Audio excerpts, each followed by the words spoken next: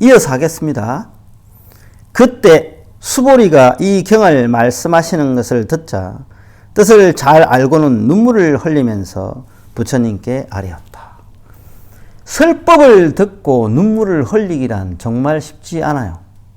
뭔가 큰 깨달음을 얻었거나 큰 환심이 생기지 않는 이상은 눈물 흘리는 게 쉽지 않아요. 물론 저 사이비 종교 믿는 사람들 보니까 막 박수 치고 노래 부르고 막 눈물 흘리고 막 개성 지르고 하는 사람들 있긴 있더라마는 그거는 뭔가 이렇게 체면에 걸린 것 같고, 에? 또 다른 말로 그걸 뭐라 하더라 그거 요즘 뭘 하던데 굳이 뭐 그 말 안 해도 되겠다. 넘어갑시다. 시유하옵니다. 참 이게 아주 놀라운 일이다. 희박한 일인데 이런 일은 참 드문 일이다. 이런 말이죠. 희유합니다. 그만큼 환희심이 일어난다는 거예요. 자기한테. 이렇게 나에게 큰 깨달음을 주셨습니까? 부처님. 정말 눈물을 흘리면서 이제 이렇게 희유합니다. 정말 대단하십니다. 이렇게 하는 거죠. 세존이시여, 부처님께서 이렇게 뜻깊은 경전을 말씀하시는 것은 제가 지혜의 눈을 뜬 이후로 일찍이 듣지 못하던 바입니다. 지혜의 눈, 여기서는 이제 해안이라고 되어 있죠. 참된 지혜의 눈. 지혜의 눈만 가지고 있다고 해서 지혜의 눈, 정법 안장이라고 그러기도 하죠. 화두를 다 답한 그 지혜. 일반 세간 지혜가 아니고 출세간의 지혜다 이러죠. 세상에서 세상 공부를 알 수 있는 지혜가 아니에요. 이 세상 공부를 떠나서 출세간이라 그러죠. 떠나서 자아를 벗어나서 자아가 없는 곳을 알면 그게 지혜가 발명되는 거예요. 거기로부터 일어나는 지혜. 첫 번째 견성을 하고 나면 견도에 들면 지혜가 생겨요. 그러면 부처님 경전을 봐도 이해는 돼요. 나 이해는 돼. 대단하시다. 희유하십니다라고. 재밌어. 이해는 돼. 그러나 그걸 설명해라 그러면 설명을 못해요. 왜? 지혜가 부족해서. 이제 갓 눈을 떴기 때문에 다 안 보이는 거예요. 그래서 지혜의 눈을 떴다 하더라도 이 수보리가 그 전에 지혜의 눈을 떴다 하더라도 이런 것까지 알 수 없었다는 거지. 이 모든 부처님께서 말씀한 이런 디테일까지는 자기가 알 수 없었던 부분이니까 듣고 되게 놀란 거죠. 자기도 뭔가 공부를 많이 하고 수행을 많이 해서 나름 좀 안다고 생각했겠죠. 지혜가 있었으니까. 근데 이 법문을 듣고서는 정말 놀란 거죠. 눈물을 흘릴 정도로 놀랬다는 거죠. 세존이시여, 만일 어떤 사람이 이 경을 듣고 믿음이 깨끗해지면 실상을 깨달으리니 이 사람은 제일 희유한 공덕을 성취한 사람이옵니다. 실상을 깨닫는단 말은 성품을 알고 진실을 안다는 뜻이에요. 진실. 무슨 진실? 참된 이 자아가 흠하다는 것을 알은 거예요. 내 본래 참된 성품이 부처된 씨앗이고 열애장이고 부처인다는 걸 알은 거지. 완벽한 존재라는 것도 알은 거고. 인간은 뭐예요? 아주 불안한 존재죠. 나고 늙고 병들고 죽는 그것만 되나? 멀리 있는 데를 못 보고 가까운 것만 보고 삼시세끼 안 먹으면 허기져서 힘없어 허덕거리고 물 조금만 안 마시면 목마르고 물에 퐁 빠지면 한 2분만 숨 못 쉬어도 죽어요. 그리고 길 가다가 넘어지면 무릎이 깨져서 피가 나고 상처가 나고 또 나이가 들어서 머리 뇌혈관이라도 터지면 어떻게 돼요? 손발을 못 움직이고 말도 못하고 정말 불완전한 존재예요. 이게 어떻게 보면 실상이죠. 인간은 완벽하지가 못하다. 진실된 존재가 아니다. 허상이다는 거죠.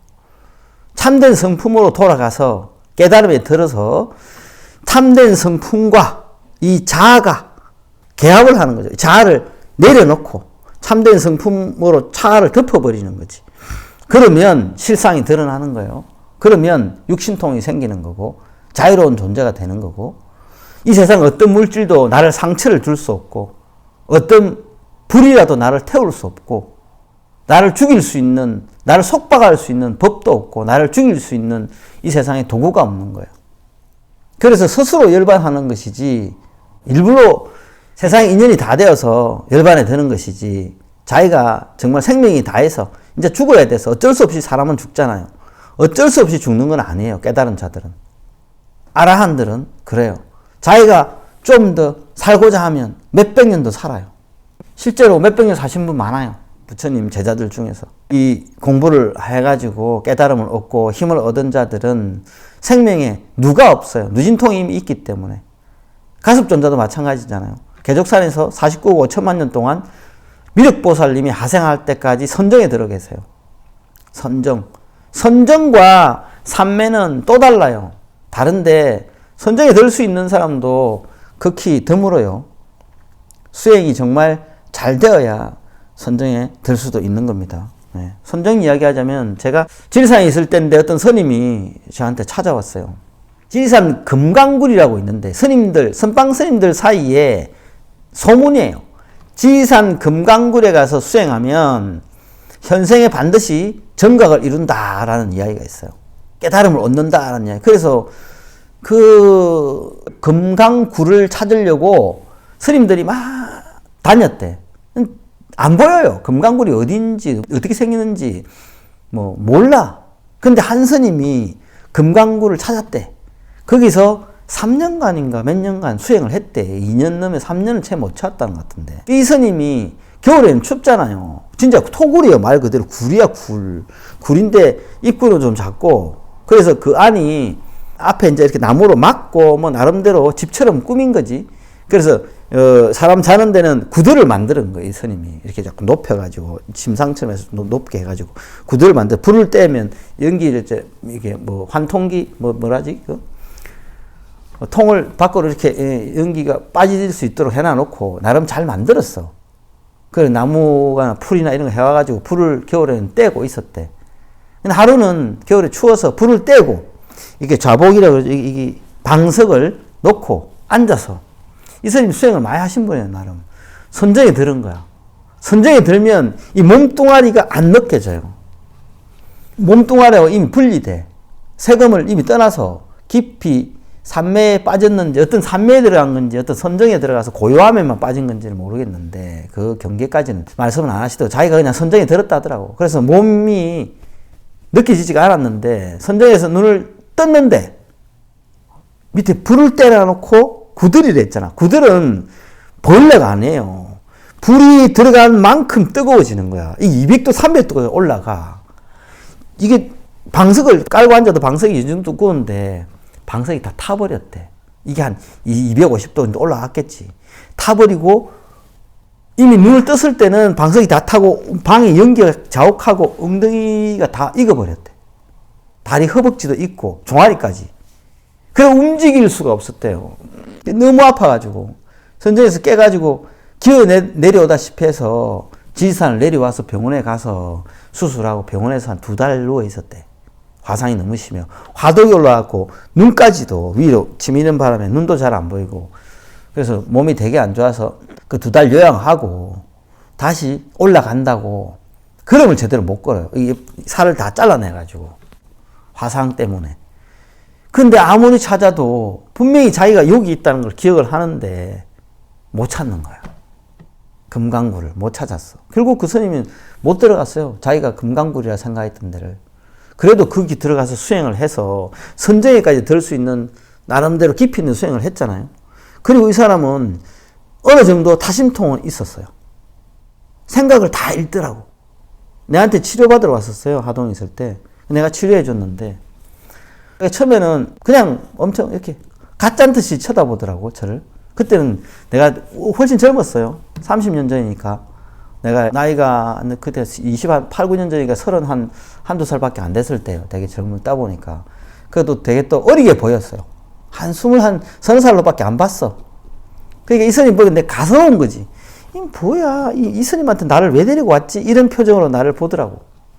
그러면서 치료를 한다면서 내가 몸이 안 좋아서 하는데 치료를 한번 해봐라는 식으로 이야기를 해요. 그래서 내한테 공부를 배운 이제 법상자죠. 그 법상자가 데리고 온 사람이에요. 그 스님이. 그 스님도 원래 해인사 스님인데 데리고 그 스님을 모시고 왔지, 업고 왔더라고. 그러면 자유롭게 못 걸으니까. 그래서 내가 치료를 해줬어. 달아를 하면서. 그랬더만 이 스님이 와, 젊은 스님이 이거 무슨 힘이 어디서 이렇게 나와? 이거 도대체 뭐지? 하더만, 신기하네. 그 다란이 뭐예요? 이 다란이 뭐 이런 게 있습니다. 다란이 좀 가르쳐 줘봐. 적어 줘봐. 그러더라고요. 그래서 다란이를 적어줬어요. 이 다란이를 적어주고 이 다란이를 한다고 해서 이런 힘이 나오는 건 아닙니다. 그러니까, 그렇지. 그러시면서 자기 이야기를 막 하더라고요. 그러니까 이런 젊은 스님 중에서 이렇게 힘 있는 스님 처음 봤다는 식으로 이야기하더라고. 그러면서 대화 도중에 그러더라고. 뭐 자기가 뭐 사진도 찍고 했대. 지금도 사진 찍는 걸 좋아한대. 그 내가 속으로 그랬어요. 스님 무슨 사진을 찍고 돌아다니지? 이런 생각을 하니까 생각만 했는데 갑자기 대답을 해요. 아니야, 그냥 그건 취미로 하는 거지. 뭐 이렇게 이거 재밌어서 하는 건 아니고 뭐 취미로 그냥 뭐 하는 거. 이리 답을 하길래 우연히 일치인가? 이런 생각을 했는데 이렇게 답을 하지? 이러고 다른 생각을 또 해봤어. 그랬더만 또 답을 하더라고. 또 다른 생각을 하니까 또 답을 하더라고. 생각을 다 잃는데 자기는. 그래서 그 스님을 모시고 온 스님이 뭐라냐니까 이 스님하고 있으면 자기가 피곤하대.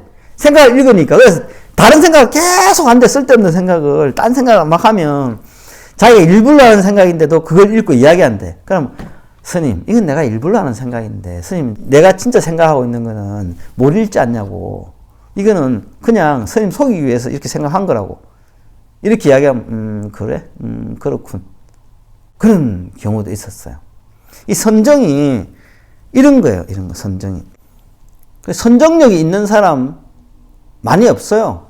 우리나라 수행자 중에서도 금방 이야기했듯이 선정에 들어서 세속의 모든 생각을 잊어버리고 무식신산매라 그래. 무식심산매. 생각이 아예 없는 경지에 들어가는 거예요. 고요한데. 사선정이죠. 들어가서 있으면 시간이 금방 가요. 그래서 그 중에 그런 선정에 있거나 아니면 다른 선정에 뭐 들거나 해서 지금 49억 5천 년 동안 미륵불이 하생하실 때까지 가섭존자는 기다리고 계신 거야. 이 몸뚱아리를 가지고. 가섭존자 열반했고 가섭존자 입적했다는 소리 들어봤어요? 경전에 그래 나와요. 개족산에 큰 바위로 그 굴을 막으셨대. 어마어마하게 큰 바위로. 옛날에 경전 결집할 때도 원래 가섭존자가 경전 결집의 주체자였거든요. 근데 안한이 그게 참석했었어요. 너 임마 왜 왔어? 너는 깨닫지도 못한 놈이 아란도 아니잖아. 쫓아보냈어, 안한을. 그러니까 무슨 부처님 말씀을 제가 다 듣고 기억 다 하는데 아니 사형이 왜 이러냐고. 그러니까 이 새끼가 가. 그래갖고 혼내서 쫓아보낸 거죠. 너는 임마 제자 자격이 없어. 그러니까 진짜 부처님 살아계실 때는 나한테 이렇게 박대를 안 하더만 문전박대하고 나를 멸시하고 이렇게 하는구나. 진짜 아란이 되든지 죽든지 하든지 술을 내야겠다 해서 안한 존자가 벼랑 끝에 서가지고 자기가 깨닫든지 죽든지 하겠다 해서 3일 밤 3일 낮인가 그렇게 서 있다가 깨달음을 얻었단 말이에요. 깨달음을 얻어서 다시 갔어요. 가섭존자한테로.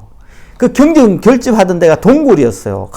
큰 바위로 신통으로 막아놨거든.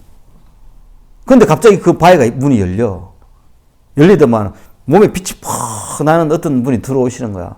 그래서 보살님이 오셨구나. 경전 결집하는데 우리를 도와주시려고 이라고 다 제자들이 막 절을 올리는데 가섭존자만 알잖아. 안하나 왔느냐. 이제 경전 결집은 너에게 미루겠다. 나는 간다. 이라고 가섭존자는 개족산에 들어가서 다시 큰 바위로 그 입구를 막고 선정에 들어있는 거예요. 그래서 안한존자는 그때부터 경전 결집을 맡았고, 아란이 안 되면, 지혜가 없으면, 이 참된 성품을 깨치지 못하면 이 경전이 이해가 안 되는데 잘못해서 오류로 자기 생각으로 잘못 부처님이 이렇게 말씀하셨는데 이렇게 말씀하셨으면 더 좋을 거 아닌가 하고 지 생각대로 막 말을 바꿀 수도 있거든. 우리가 세간에 나온 책들이 그래요. 자기 생각을 막 집어넣어가지고 부처님 말씀하고 틀리게 한 것도 많더라고. 그래서 나는 불경 이외에는 일반적인, 옛날에는 많이 봤지. 근데 불경 이외에는 어느 순간부터 잘 안 봐요. 일반인이 생각을 넣은 책은 그냥 한마디로 잡서지 그래서 안 봐요. 죄송합니다. 잡서라 해서. 근데 제 입장에서는 그렇거든. 불법 아니면.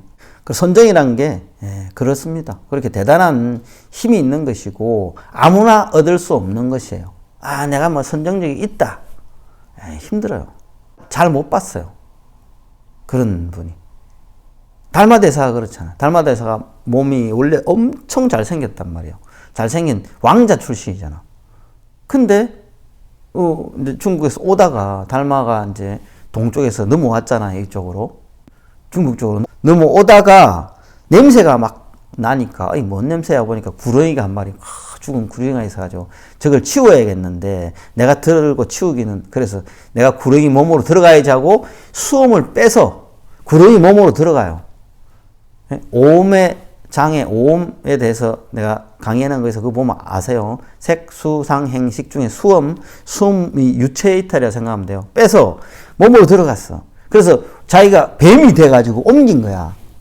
큰 구렁이를 저 깊은 숲속으로 옮겨버리고, 다시 유체를 빼가지고 자기 몸으로 들어오려고 하니까 몸이 없어졌어. 지나가던 산신이 보니까 엄청 잘생긴 몸이 있거든. 지는 못생겼는데. 그 빈몸이야. 주인이 없어. 잘생겼네. 야, 이 몸뚱아리 바꿔가야 되겠다. 자기 몸을 두고 달마대사 몸에 들어가서 가져가 버린 거야, 이 몸은. 그게 산신 몸이지. 못생긴 산신. 우락부락하게 생긴 산신이 있거든. 그 형체, 껍데기, 세금은 본래 흠한 것이니까 뭔 상관이 있겠어. 이러고 그 산신의 몸에 들어가서 그대로 그냥 온 거예요. 그 모습이 달마대사의 모습인 거예요. 선정은 이 정도 돼야 완벽하게 선정에 들어가는 것이라 할 수 있는 거지. 보통 뭐 스님들이 내가 잠깐 선정에 들었었나 보다. 내가 볼 때는 이제 대부분 잘 하시고 수행력이 있어서 선정에 들어가신 분이 많이 있겠죠. 있는데 또 착각하시는 분도 많다. 이렇게 말씀드리고 그렇습니다. 자, 이 사람은 제일 희우한 공덕을 성취한 사람이옵니다. 세존이시여, 이 실상은 상이 아니므로 여래께서 실상이라 말씀하십니다. 왜 상이 아닐까요? 자아가 상을 만들지 참된 성품은 상을 만들지 않아요. 자아가 아상, 인상, 중생상, 수자상, 아유, 아분 뭐 이런 걸 만들어요. 내가 만든 거야. 뭐를? 이 세상에 있는 모든 이치를, 이런 걸 내가 보고 배우고 들어서 알잖아요. 자아가 다 만들어 놓은 상이에요. 그래서 성품은 그런 게 없다는 거죠. 참된 성품을 실제로 잘 수습해서 자아를 없애버리고 성품으로 온전히 묶어서, 하나로 묶어서 깨달음을 완벽히 얻으면 그 부처님이 되는 거죠. 한마디로 하면 부처님이 되는 건데, 그래 되면 해일체 지지자가 되는 거예요. 그게 무슨 말이냐? 시방 세계에 있는 모든 지식을 다 알고 계시는 거지. 그래서 이 우주에 내리는 빗방울 숫자 개수까지도 다 안다라고 하세요. 다 아는 거지. 개미가 39조 3,543마리라는 것도 알고, 파리가 23조 2만 7,220마리라는 것도 알고, 이렇게 예를 들자면 그래요. 그렇게 다 아시는 거야. 순간 다시 늘어났어. 금방 늘어나잖아요. 그 모든 걸 다 아세요. 이 사람이 언제 죽을 거, 이 우주가 언제 생성됐고 언제 파괴될 거, 이건까지 다 아시는 거죠. 시작과 끝을 다 알고 계시는 거예요. 우주의 모든 걸 포함하고 계시니까. 그래서 깨달음은 또 내지는 참된 성품은 상을 가지지 않고 있다. 상은 자아가, 실상은 상이 아니다는 거예요. 실상할 때 그 상은 그 상이 아니에요. 세존이시여, 제가 지금 이 경을 듣고 그대로 믿어 받아지니기는 어렵지 않으나, 만일 다음 세상의 마지막 500세 어떤 중생이 이 경을 듣고 그대로 믿어 받아지닌다면 이 사람이야말로 제일 희우하리니. 무슨 까닭이냐면 이 사람은 아상, 인상, 중생상, 수자상이 전혀 없기 때문입니다. 곧 아상이 곧 상 아니요, 인상, 중생상, 수자상도 곧 상이 아니기 때문입니다. 온갖 상을 여인 일을 부처라 하기 때문입니다. 이렇게 이제 부처가 인멸하신 이후에 다음 세상의 마지막 500세, 아주 이제 말세에 가까운 때, 내지는 또 이렇게 이야기하는 사람들도 있어요. 부처가 인멸한 이후 500년 뒤 세상, 내지는 이 세라 되어 있는 걸 보면 500세대. 그럼 한 세대를 50년 내지 30년을 잡거든요. 30살쯤 되면 아기를 놓잖아. 그럼 다음 세대가 생기는 거야. 그래서 30년을 잡는다 치면, 내 생각이에요. 30년을 잡는다 치면 3, 5, 15 하면 부처님 인멸 후 15,000년 이렇게 계산할 수도 있고, 제 생각인데 그래요. 아니면은 500년 이후 계속되는 뭐 이렇게 해석할 수도 있는데, 그럼 지금 세상도 마찬가지겠죠. 이렇게 믿고 받아지는 사람이 드물다는 이야기예요. 지금도 금강경을 제대로 믿고 제대로 받아지는 사람이 드물다는 거죠. 정말로 온전히 믿는다면 그분은 진짜 아상, 인상, 중생상, 주자상이 없는, 그럼 근해지 보살이고 초발심 보살인데, 부처님께서 수월에게 말씀하셨다.